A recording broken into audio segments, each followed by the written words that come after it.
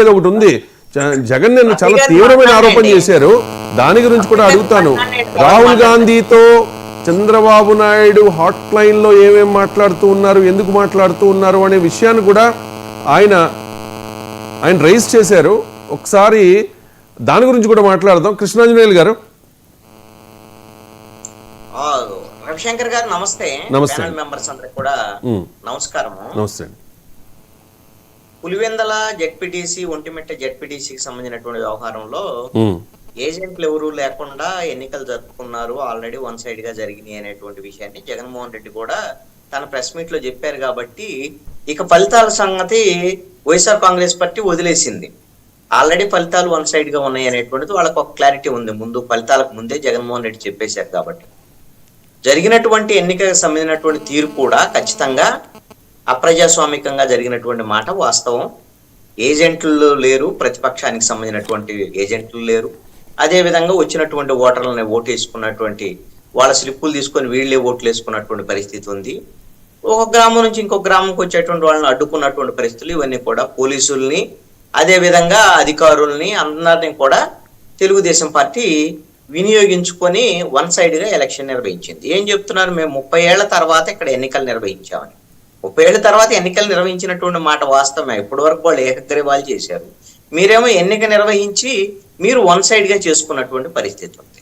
జగన్మోహన్ ఇప్పుడు మీరు అడిగినటువంటి ప్రశ్నకి రఫీ గారు ఈ జరిగినటువంటి అక్రమాల మీద లేకపోతే జగన్మోహన్ రెడ్డి చూపించినటువంటి వీడియోల మీద ఇవేమీ జరగలేదని ఏం చెప్పటం లేదు తెలుగుదేశం పార్టీ వాళ్ళు అలా చేశారు 5 ఏళ్లలో.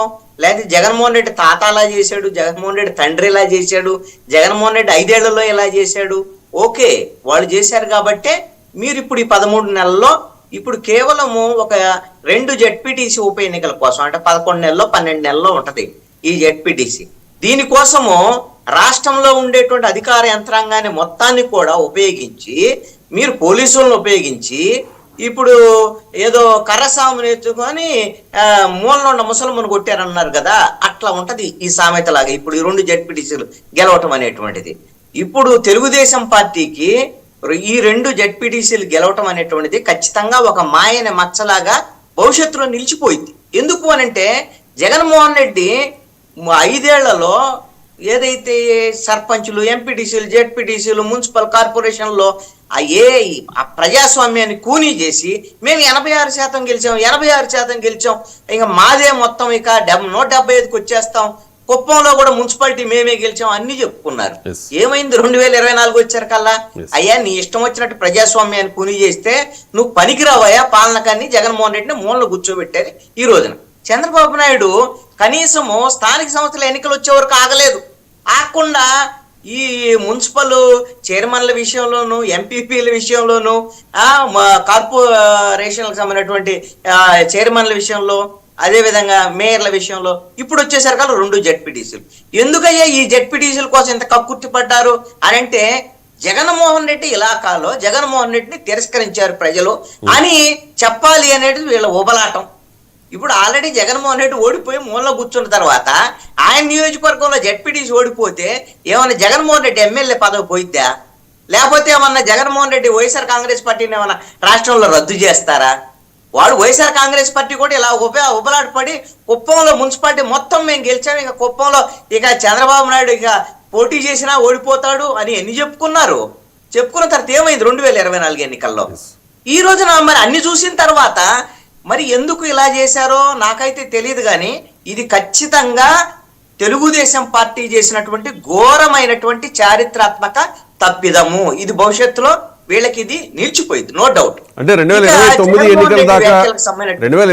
ఎన్నికల దాకా ఈ ఇంపాక్ట్ ఉంటుందా? ఈ మచ్చాని మీరు అంటున్నారు కాబట్టి అడుగుతున్నా సార్. ఈ ఇంపాక్ట్ అనేది ఎన్నికలకు ఇదేదో పనిచేస్తుంది, వచ్చే ఎన్నికల్లో తెలుగుదేశం పార్టీ ఓడిపోయిందని అనను నేను.